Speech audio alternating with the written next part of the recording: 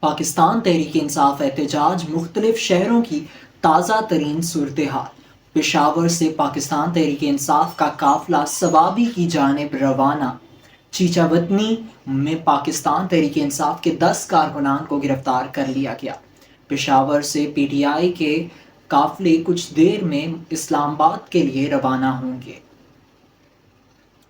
ملتان پاکستان تحریک انصاف رہنماؤں زین قریشی، عامر ڈوگر کو حراست میں لے لیا گیا۔ صادق آباد سندھ پنجاب بارڈر کو کوٹ سبزل کے مقام پر بند کر دیا گیا۔ پاکستان تحریک انصاف احتجاج اڈیالہ جیل آنے اور جانے والے راستے مکمل سیل۔ پشاور وزیر اعلیٰ خیبر پختونخوا کے لیے تیار کردہ کنٹینر موٹر وے ٹول پلازہ پر پہنچا دیا گیا۔ اسلام آباد